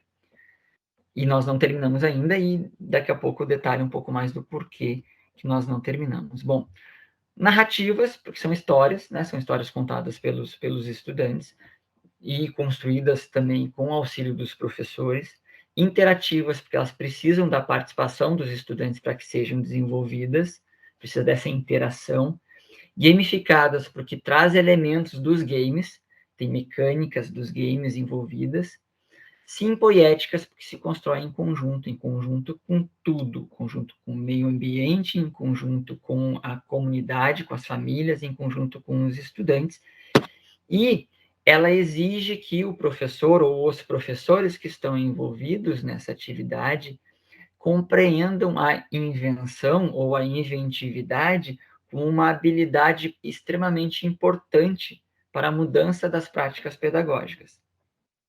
Nós começamos essa prática pedagógica com esse pré-concept, né, construindo esse pré-concept, preenchendo esse pré-concept, que é para compreender aquilo que os estudantes costumam identificar nos jogos que eles jogam, né, que eles gostam de praticar, e a partir desse pré-concept que a gente consegue construir as nossas estratégias. Porque a partir desse pré-concept, a gente consegue identificar as mecânicas dos games que os estudantes gostam, o que eles mais praticam, né? Num segundo momento, é solicitado que cada estudante elabore uma narrativa individual. Essa narrativa individual, antes da elaboração dos alunos, isso fica como um tema de casa para eles elaborarem em casa, antes dessa narrativa individual, nós, professores, nós lemos uma narrativa interativa para eles, para que eles possam tomar as decisões do personagem naquela narrativa, para eles terem uma noção, uma referência, para que eles elaborem as suas narrativas individuais. E aí, na elaboração dessas narrativas individuais, os estudantes são completamente livres para elaborar elas. Pode ser de ficção, pode ser de não ficção, pode ser uma narrativa de algum acontecimento que eles vivenciaram, pode ser algum acontecimento que eles ouviram alguém vivenciar, de uma forma muito livre. E a partir daquela narrativa que eles criaram, os professores criam uma nova narrativa. Nessa nova narrativa, ela vai ser uma narrativa completamente nova, né? Porém, os personagens dessa nova narrativa vão ser personagens de algumas narrativas dos estudantes. O cenário dessa narrativa vai ser o cenário da comunidade, com elementos também das narrativas destes estudantes. E essa narrativa vai ter um ar também de mistério, com códigos, porque essa questão de relacionar códigos com a forma como ele foi gerado é aproveitado muito na disciplina de matemática, que no caso eu estava ministrando. Então, os códigos variam de narrativa para narrativa, os códigos variam dentro da própria narrativa para trazer elementos de raciocínio lógico ou especificamente de conteúdos mais da matemática. Bom, no ano de 2019, nós desenvolvemos 3 narrativas. Vou relatar 2 para vocês, porque eu acho que é mais importante, assim, que eu julgo que são mais importantes e devido ao tempo. Então, a primeira narrativa, a narrativa da Milena. Então, Milena era uma personagem de alguns dos estudantes. A narrativa da Milena, nós acabávamos percorrendo trajetos ali do bairro, da comunidade, Então, havia pedaços na narrativa espalhadas por esses locais que os estudantes precisavam descobrir quais seriam esses locais, e a Milena tinha tinha um problema social muito importante para esse contexto. A Milena sofria de depressão, a Milena tinha pensamentos suicidas, a Milena cortava os braços, na verdade, elementos que nós percebemos isso diariamente nos nossos estudantes, e além de nós percorrermos essa narrativa e construirmos juntos com essa narrativa, os estudantes, no caminhar pela comunidade, expressavam os seus achismos sobre essa história da Milena, sobre o que a Milena estava fazendo, por que ela estava dessa forma, e o que a gente poderia fazer para fazer com que essa Milena melhorasse, né?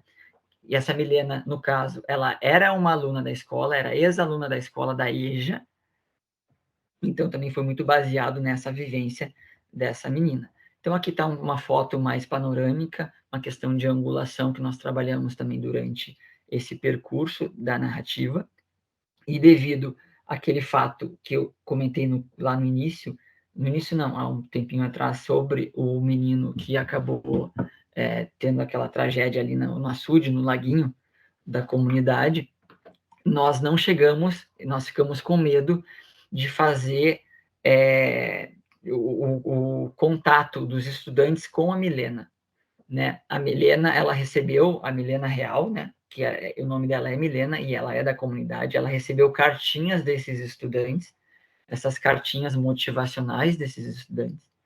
Ela recebeu áudio dos estudantes, né? Mas aí a gente ficou com muito receio de fazer o contraponto, né? De apresentar essa Milena para os estudantes, porque a gente achou que naquele momento poderia ser negativo. Então, mas foi uma narrativa bem interessante pelos aspectos do entorno do conteúdo propriamente dito das disciplinas, né? Disciplina de matemática, disciplina de artes também, a professora de artes participou dessas atividades. Disciplina de português também participou na ajuda da construção das narrativas. Bom, outra narrativa que foi bem interessante, uma narrativa realizada por 2 turmas de 8º anos, vivenciada por 2 turmas de 8º anos, a narrativa da Débora. Então, a Débora, ela era uma ex-aluna da escola, do primeiro ano de fundação da escola, a primeira turma da escola, que já era adulta, tinha tido uma filha, essa filha, ela tinha deixado para os pais cuidarem, e saiu para trabalhar, porque era uma história que realmente acontece na comunidade e foi retratada numa das narrativas, e essa Débora voltou para a comunidade para encontrar a sua filha, que até então estava perdida, porque os pais já não moravam nos mesmos lugares, tinha toda uma questão familiar. Qual foi a alternativa que os estudantes escolheram para encontrar a filha da Débora, né? A alternativa foi fazer uma campanha, né? Uma campanha para tentar localizar essa criança. Tinha-se mais ou menos uma noção da idade da criança, pela idade que estava na narrativa, né? Dos acontecimentos, e aí foi feita a campanha de doação de brinquedos. Então, a gente fez uma campanha de arrecadação de brinquedos.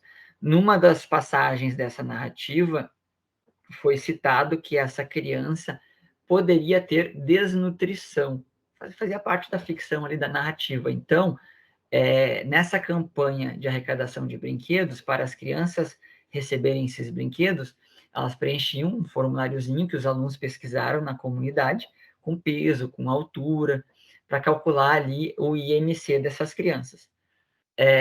Calculando o IMC dessas crianças, surgiu também a possibilidade, junto ali no Evan, de, ao invés de utilizarmos tecnologias já disponíveis, como o telefone celular ou a calculadora pronta, nós criamos uma calculadora em linguagem HTML, né? E no final, obviamente, como era uma ficção, né, nós doamos todos os brinquedos para a comunidade, para as crianças da comunidade que preencheram o cadastro, deu em torno de 120 brinquedos, eu não anotei aqui, ali está uma fotinho ali embaixo de alguns deles. Nós doamos principalmente para as pessoas que já tinham preenchido aquele cadastro, que eram conhecidos dos alunos.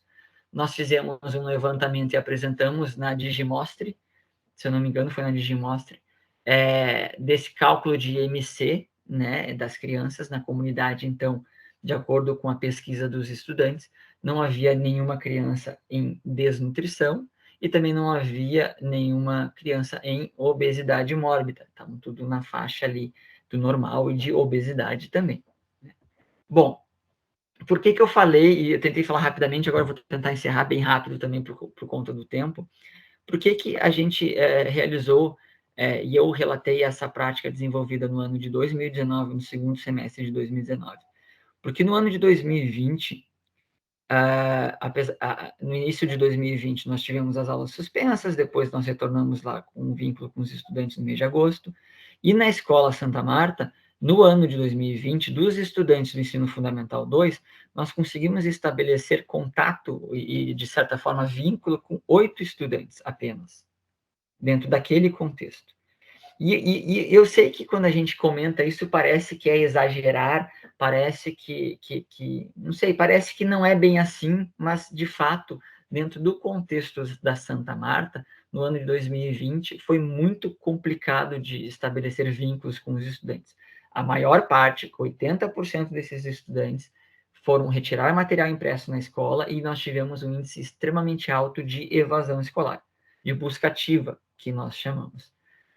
E também no ano de 2020, em torno ali do mês de abril, maio do mês de 2020, nós perdemos uma colega por Covid. Então, teve também todo um contexto que fez com que os colegas se unissem muito, se preocupassem muito com a situação social nossa, da equipe da pedagógica da escola e também dos estudantes, e também fez com que a gente refletisse muito que talvez essa realidade da escola seja uma realidade diferente daquilo que a gente convive no nosso meio.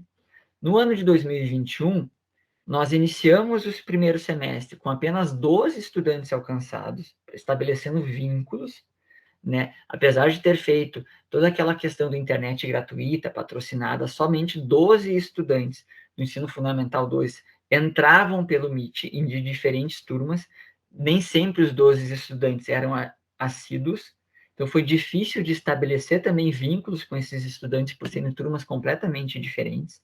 E no segundo semestre agora, nós retomamos as práticas pedagógicas, nós retomamos com mais professores engajados nessas práticas, porque nós tivemos um longo tempo de formação pedagógica, e aqui está 3 fotinhos para ilustrar isso.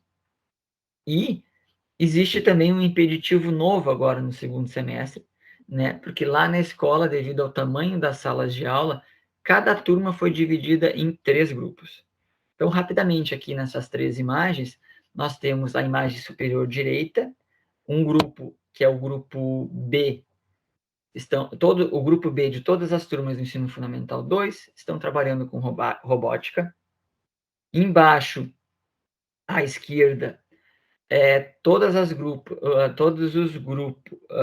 turmas, o grupo A está trabalhando com a utilização, a apropriação das tecnologias para o dia a dia. Então, dentro da matemática, nós estamos trabalhando mais no contexto de medição, nesse primeiro momento. E ali à direita é só uma ilustração de uma atividade que a gente realizou na disciplina de matemática, mas teria de outras disciplinas também para mostrar. A ideia é que a gente se aproprie dessas tecnologias para pensar a educação, para pensar a aula, que ela faça parte do contexto do professor. Então, inclusive, nós teremos TVs sendo instaladas nas salas de aula, nós dependemos de uma instalação também da prefeitura, então as TVs já estão, mas não estão funcionando, que a ideia é que, junto com os equipamentos tecnológicos que a gente já adquiriu, a gente possa utilizar isso no dia a dia da sala de aula. As salas de aula serem tecnológicas e não necessariamente ter um espaço deslocado para isso. O grupo C de cada turma vai trabalhar com modelos 3D, modelagem 3D, de objetos, de cenários, de jogos. Então, é isso que a gente está trabalhando para esse ano. Eu fui bem rápido, tá? Deixa eu parar de compartilhar aqui rapidinho. Eu fiquei muito preocupado com o tempo, tá, pessoal? Então, nós temos alguns colegas aqui da Santa Marta que podem contribuir também se quiserem relatar algo. Eu sei que o horário já está bem longo, tá? Mas a ideia que eu queria trazer para vocês a diferença entre os contextos. Obviamente que existem percalços no caminho que é muito parecido, porque por conta da pandemia, a situação pandêmica ela foi uma situação muito pesada para todos nós, obviamente com contextos e com pesos diferentes, de certa forma, mas é um desafio para todos, e eu creio que com essa pesquisa a gente vai sair um pouco mais fortalecidos como estrutura escolar, né? Lá na escola, a nossa preocupação é que esta estrutura que foi construída ao longo desses anos, elas permaneçam para além desta pesquisa em si, né? Então, é mais ou menos isso, e desculpa a correria não falar. Muito obrigada, Joãozinho. Parabéns, eu acho que tu mostra aí bem o percurso que a gente vem desenvolvendo, e hoje de manhã eu estava, até agora eu tinha feito uma postagem relacionada a essa atividade, e estava me lembrando que eu comecei meu dia hoje com 2 orientandas da especialização em educação jesuíta, que são dos colégios da Rede Jesuíta de Educação, apresentando as suas monografias. E depois de tarde, tivemos os professores do Stricto Sensu, né? Os professores do mestrado e do doutorado, que também estão fazendo formação, assim como vocês, desde 2018. Começamos antes da pandemia, com o curso de extensão, e que agora virou uma especialização em educação online, né? E estamos concluindo o dia, e ainda não concluiu para mim, porque eu ainda tenho mais uma palestra hoje, em função da conexão pesquisa, com a educação básica, né? Então eu estava pensando, do Stricto Sensu, a educação básica, da educação básica, o Stricto Sensu. Fato é, né, que a gente vem conseguindo fazer essa conversa, né? Tem muitas pedras no caminho, e é por isso que eu puxei esse negócio do Stricto Sensu. Sim, tem muitas pedras no caminho, que isso está na tese do Fabrício, né, que vocês já conhecem ali, que está pesquisando a formação dos professores do Stricto Sensu. Mas a gente tem que dar um jeitinho de esculpir essas pedras, ou juntar todas elas e construir a educação que a gente quer. E é isso que eu sinto, né, na Renata, no João, no Rodrigo, na Ana Maria, né, na Juliana, na Rosicléria, em todo mundo aqui que está junto nesse processo, né, e que tem vontade de aprender e que tem vontade de fazer a diferença na vida dessas crianças, né? E eu sempre digo, a gente pode fazer a diferença. Por quê? Porque a gente consegue fazer essa relação, a gente consegue buscar o conhecimento que precisa, onde ele estiver, né? Com essa questão agora dessa aproximação com a formação dos professores dos outras escolas da Unicinos, né? A gente tem conseguido puxar o pessoal da área de design, o pessoal da área de engenharia elétrica, por exemplo, para trabalhar ali com explosão da dança, na questão dos wearables, que são as tecnologias vestíveis. Então, a gente, aos poucos, consegue, né, aproximar aquilo que é feito na pesquisa com a comunidade, né? Para quê? Justamente para melhorar, né, a condição de vida. É aí que a gente se agarra, é aí que a gente quer chegar, né? A condição de vida dessas crianças, desses adolescentes, da comunidade em si. Agora o Joãozinho sabe também, tem uma parceria forte que a gente está estabelecendo com a Alessandra ali da arquitetura, na questão do mobiliário urbano sustentável, né? Que é algo que depois pode ser produzido com material reciclável. Então, são possibilidades que se abrem quando a gente consegue fazer essa parceria, né? Mas uma parceria, ela é sempre resultado de um coengendramento que tem que funcionar bem redondinho, né? Então, eu sempre sou muito grata pela abertura que a gente teve e tem com a Secretaria de Educação de São Leopoldo, né? Com o pessoal do Evan ali, com as direções, né? E é claro que a gente sabe que o dia a dia, quem faz, né, são os professores com os alunos, né, no contexto educacional. Então, o Joãozinho mostra, né, como é que foi, na visão dele, esse processo todo, a entrada dele, né, a gente tentou de uma forma, aí não tinha equipamento nas escolas, os alunos ficavam frustrados, Bom, mas a gente não para por aí, né? A gente muda a estratégia, a gente vai em busca de recurso para poder potencializar, para que tenha equipamento. Conseguimos esse edital, que foi um edital muito bom, né? E agora a gente tem pelo menos um lugar, né, com equipamentos de ponta, com impressora 3D, tudo que vocês devem ter conhecido, né? Já o espaço. E que pode potencializar. Né? E como eu disse para a Renata, a gente não para por aí, né? A gente fica sempre de olho naquilo que a gente pode buscar recurso, e recurso é público, né? O recurso público. Que menina bonita é essa, Cris? Oi, tudo bem? Como é teu nome? Abre, mãe, o áudio. Pode falar de novo. Marina. Ai, Marina, que nome bonito. Quantos anos tu tem? 8. 8? E tu veio buscar a mãe porque chega já da mãe ficar trabalhando, é isso? Tá na hora de jantar já? Puxa, então essa prof aqui vai ter que parar. Comeu. Já comeu, minha mãe ficou sem comida hoje. Ah, não, vamos ter que resolver isso. Vamos ter que resolver. A prof já vai liberar a mãe aí. Tá bom. Ai, ai. Mas é isso, pessoal, né? Eu agradeço a parceria de todos, não quero me alongar, eu sei que vocês tiveram um dia longo de trabalho, né? E que não termina ainda, né? E agradecer a parceria de sempre, né? E dizer que da nossa parte a gente está aqui para contribuir naquilo que a gente pode, né? Eu fico feliz que nesse caminho eu consigo angariar algumas pessoas, né? Angariar no sentido de o Joãozinho já é meu orientando de doutorado, a Renata já é prata da casa ali no GPDU, né? Já é uma híbrida entre o Form-L da Doroteia e o GPDU, né? E dizer para vocês que a gente está sempre aberto. O Rodrigo agora está lá em Portugal, quem sabe ele volta, a gente vai fazer umas articulações. E assim, a Ana Maria, já faz um tempo que a gente se conhece, né, Ana? E a Ana está lá em Cascavel também, levando essa proposta para Cascavel, trabalhando com as escolas públicas. Então, tudo aquilo que a gente puder fazer para melhorar a qualidade das nossas escolas públicas da educação, a gente vai fazer, né? Seja trabalhando com as crianças, seja fazendo a formação dos prof, que essa coisa tem que andar junto, né?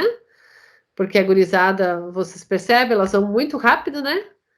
E a gente tem que aprender com eles até, porque nós somos de outra época, né? Na época que a gente aprendeu, não tinha toda essa tecnologia, então a gente está tendo que se apropriar agora junto com eles. Mas para dizer para vocês que a gente está aberto, né? E sempre um abraço grande aí, tamanho GG, ainda que digital, né? Para a gente poder construir esse percurso junto, tá bom? Mais uma vez quero parabenizar todo mundo, agradecer pela confiança, né? Pelo carinho, pelo cuidado que vocês têm também com as nossas crianças, né? E é isso. Não sei se a Renata e o João, a Ana ou qualquer um de vocês queira falar mais alguma coisa. Não deu muito tempo da gente discutir, né? Era para ser cada um num dia, daí no final tivemos aquele apagão e a gente viu o que é, né? Não ter um dia de WhatsApp e de Facebook, não é? E acabou acumulando hoje as duas compartilhações das duas escolas. Mas foi bacana, acho que foi bacana, né? Poder compartilhar. Hoje foi compartilhar mesmo, né? E gente, assim, ó, quando eu estava, 2019, né? Eu estava em Portugal fazendo um pós-doc e eu fui até Sines, que é um município, né, mais no sul de Portugal, para a gente estabelecer uma parceria, que é o município da Terra do Vasco da Gama, onde saíram as embarcações da Rota do Descobrimento. E estava tudo articulado, né? Eu não me lembro se a Renata participou online, eu sei que a Janaína participou com os professores de lá dessa primeira conversa. Daí veio a pandemia, parou tudo, porque eles também não sabiam o que fazer, tiveram que buscar se apropriar, né?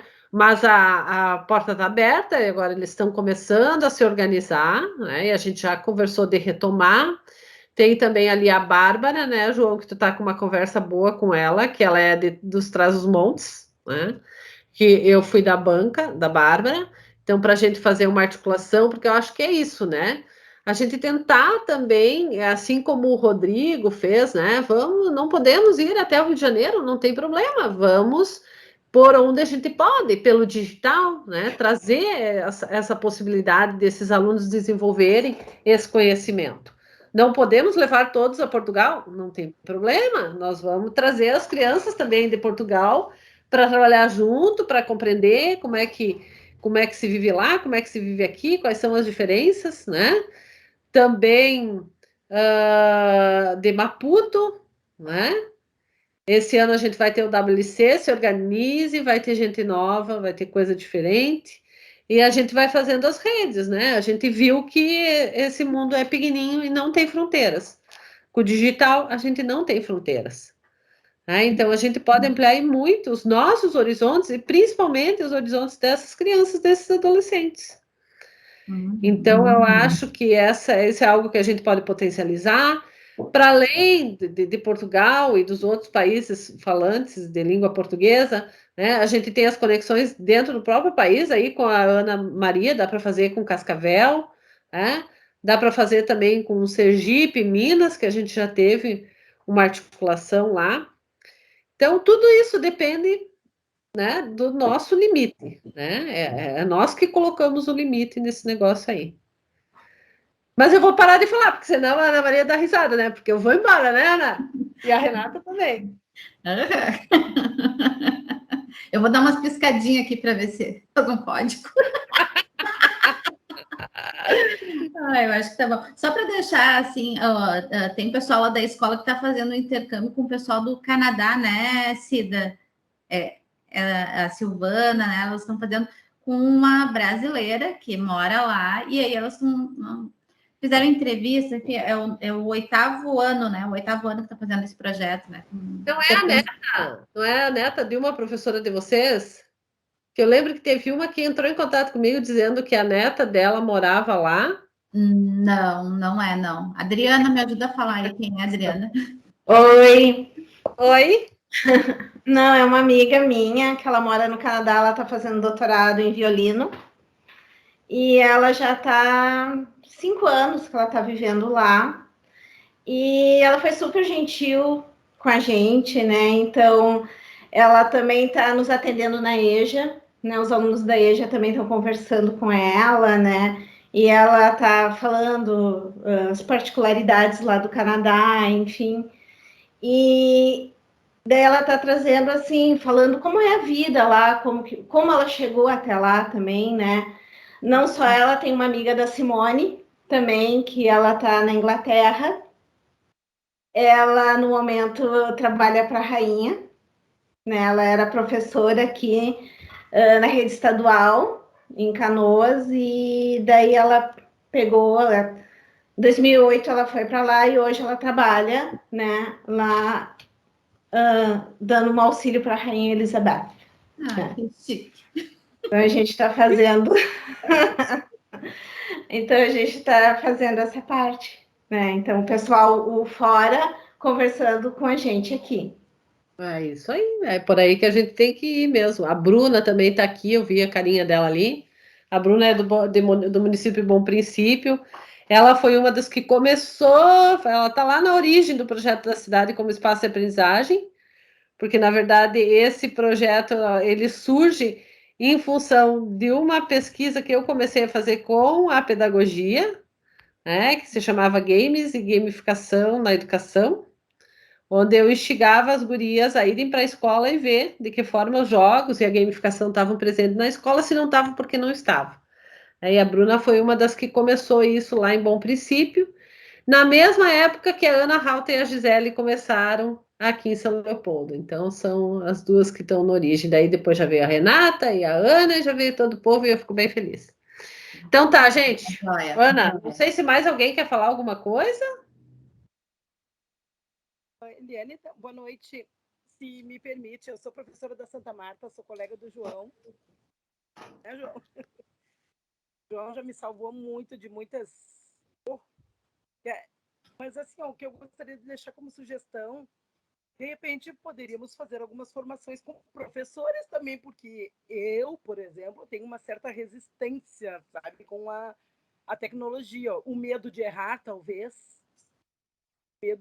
pelo muito que eu já errei, pelo muito que eu já, meu Deus, no início de pandemia eu apanhei muito, tomei muita surra. Senhor, só eu sei quantas noites eu passei em claro, quantas noites eu chorei até eu aprender tudo. Os alunos diziam, Sora, eu não sei mexer, e eu tinha que dizer, mas eu também não sei. Eu também não sei. Deixa eu justificar, só um pouquinho, Gica. A gente está fazendo formação na escola, mas os professores do Acelera ficaram num limbo que a direção da escola preferiu não deixar vocês sobrecarregadas nesse momento, que você já tem as formações de vocês. Mas que bom que tu falou, porque daí a Márcia tá ouvindo, a Elaine tá ouvindo, a gente já vai dar um jeito. Isso aí, Joãozinho. Eu gostaria de participar, porque tu sabe, né, quantas vezes João, me socorre, João, me ajuda, Márcia me ajuda. A Márcia, se não fosse as formações que ela fez no nosso grupo da escola, muitos ali não teriam conseguido mexer na plataforma do Classroom. Então, eu acho importante isso, né? Essa troca também com os professores. Realmente, nós do Acelera, como são 3 professores, né? Um das humanas exatas e educação física, realmente sobrecarrega, mas, sinceramente, eu gostaria de, nem que seja no meu tempo de planejamento, fazer alguma coisa para me acrescentar também. Ótimo, Gislaine, porque assim, desde o início desse projeto, ele sempre andou junto, o trabalho com as crianças e a formação. Então, a gente sempre fez formação dos professores. Esse ano só que a Renata e o João entenderam que era melhor fazer cada um no contexto da sua escola, em função de particularidades que eles haviam identificado até em função dessa situação que o João trouxe, né? Da realidade totalmente diferente que se configurou na João Goulart e na Santa Marta em função da pandemia. Então, é por isso que a coisa está mais localizada agora. Mas muito bom saber que tu tem interesse. Olha aí, Joãozinho, já vamos puxar. E dizer para vocês também que o GPDU está sempre aberto, tá? Todas as quartas a gente se encontra de tarde. Então, quem quiser, puder, eu sei que vocês trabalham, né? Mas quem puder e quiser estar conosco, são super bem-vindos. E daí eu roubo para o meu grupo, né, João? A Ana tem uma má fama no GPDU, viu? Não, não é má fama, é verdade isso, não é má fama, é isso que ocorre. As pessoas chegam e pulam para o lado da Ana. Oi, ali tem mais um que veio buscar a mãe. Oi, tudo bem? Conta para mim o teu nome. Oi? Oi? Oi, tudo bem? Sandra. Meu nome é Sandra. O que eu sou tua? Ela é minha Dinda. A tua Dinda? Tu veio buscar a Dinda para jantar? A Dinda está dizendo sim. Querido. Gente, então tá bom. Então muito tá, obrigado, gente. Fiquem bem. Uma boa noite de descanso para vocês, uma boa semana.